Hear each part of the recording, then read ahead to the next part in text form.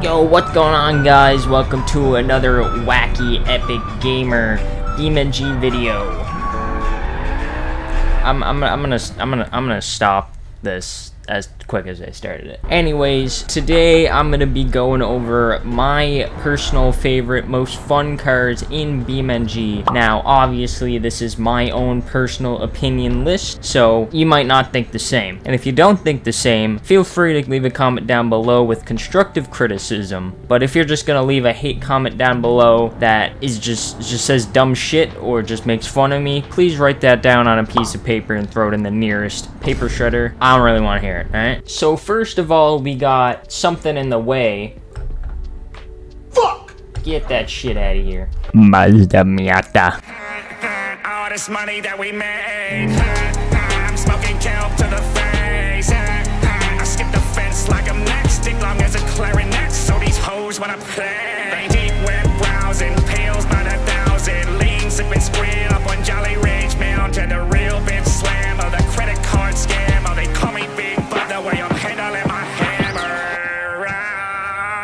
The Miata is pretty self-explanatory, mostly. If you want to find where you can download it, you just look it up on the BeamNG website. It's not in the repository because it's an actual vehicle. Next, we have the Bolide or Bolide, but whatever the hell you want to call this thing. But in my opinion, this is probably the best race car, sports car in the game, especially with this specific preset right here. Now, I think this is part of the CJD mods. So if I'm correct, this is a part of either the KLJP or the CJD special tunes. Now this thing's an absolute monster around the track, but the original Bolide or Bolide is also really good for what it is as well. Now I'm pretty sure the Bolide is supposed to be the BeamNG World equivalent of either the Testarossa or the F40. If it is supposed to be a play on the F40, I can understand why everybody says that the F40 is a gift from God, although that slot does go to the Twingo. Sorry, F40 fans. Here we find ourselves at the average blue-collar American household, and in the driveway, they always gotta have the good old D Series. How can you go wrong with one of these? Now, the stock D Series isn't much, other than the fact that it is the truck that you spawn with every time you load up this game. Now, if you have changed it to a different vehicle, you have no soul. I do not understand what is wrong with you. How could you change it? But what the D Series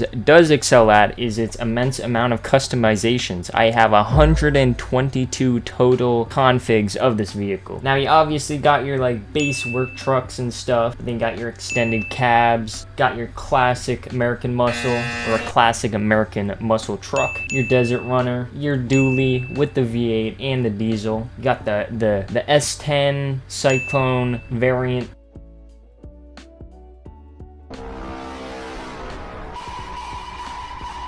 Here's the V8 dually. You got some cursed shit like whatever the hell this is. Got a flatbed, got a box truck, you got the off-road beast, ambulances, drag cars, track car, Baja special, pre-running truck, drift trucks, and bagged out trucks. This thing really does have a lot going for it. Now the only thing I'm pretty sure this thing is not capable of doing is getting you out of a DUI ticket. I swear, officer, it was only 2 drinks.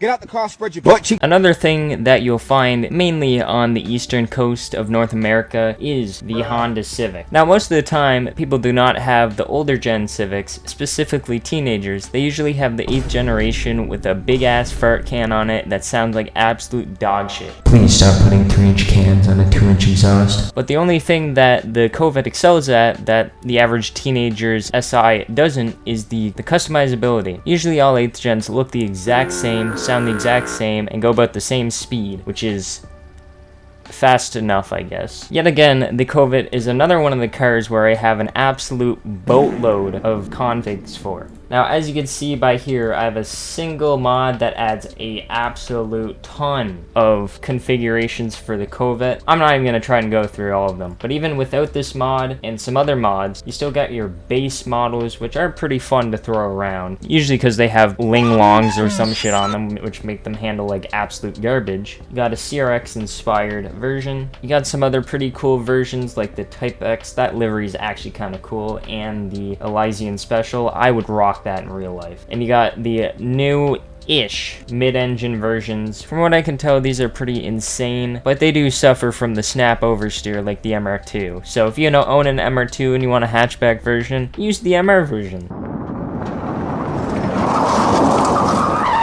Now, since I pissed off all the Civic boys, we'll do a quick reverse to first to show how cool these things are.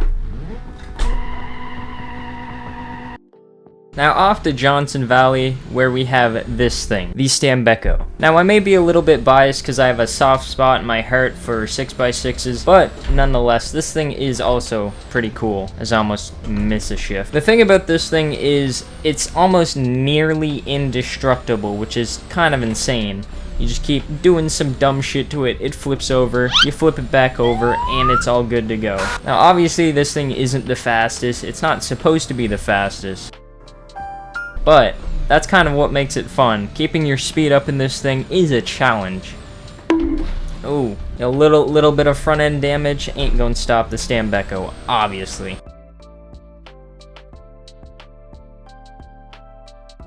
Let's see if we can flip this thing. Oh, that's the world barrier. I think you guys are thinking what I'm thinking right now, and I'm all for it.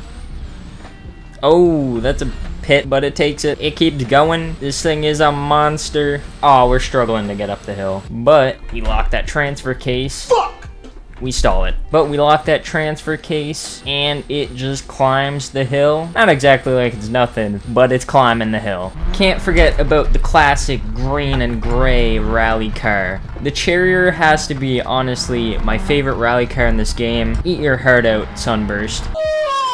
Now this thing is not only just as good as going off the track, because I suck at this map. Now obviously if you know how to rally, this thing is really gonna help you out with getting that little bit of edge, because I believe it's definitely the best rally car, at least in the base game. Now it's not only just good at rallying, there's also an asphalt version, which is really good at trying to do Gymkhana stuff, and if you want to use this, you can try and be the next Ken Block. And if you use the asphalt version and use some Gymkhana techniques, you can honor the legacy of one of the greatest drivers known to man.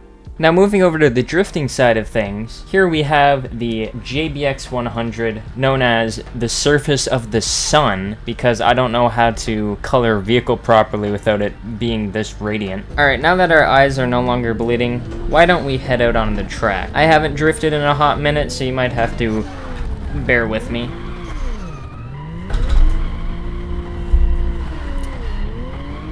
Now this thing does have a really cool chase camera that does not rotate through the middle of car like the average BeamNG vehicle does. There's my drifting skills coming into play. But it does really make your drifts look smooth the way that it is.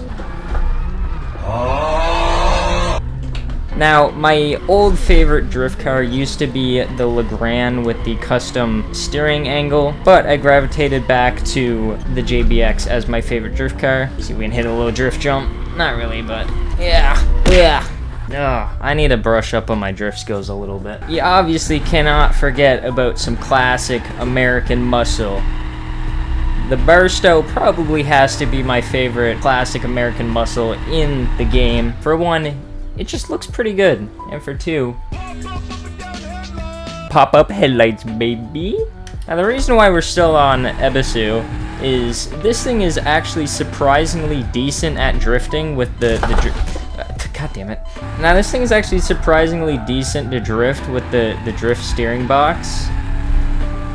Either that or the CJD one. As you can see by these epic slides. Just chuck it in second gear and you're putting her sideways. Maybe the reason why this drifts so well is the tires are actually still from the 70s. The original tires that came on it when you bought the car. Oh no.